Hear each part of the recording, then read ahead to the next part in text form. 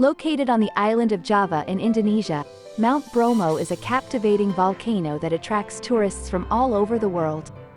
With its stunning landscape and unique geological features, it has become one of the most popular tourist destinations in the country. From an aerial perspective, the sprawling volcanic landscape of Volcano Bromo reveals its true grandeur. The contrasting colors and textures of the volcanic ash, sand, and surrounding vegetation create a mesmerizing sight that leaves visitors in awe. The drone footage captures the vastness of the area and allows viewers to appreciate its unique geological features. The Volcano Bromo stands at an impressive height of 2,329 meters, 7,641 feet, and is part of the Bromo-Tengger Semeru National Park. Its picturesque surroundings include vast stretches of sandy plains known as the Sea of Sand, which adds to its allure.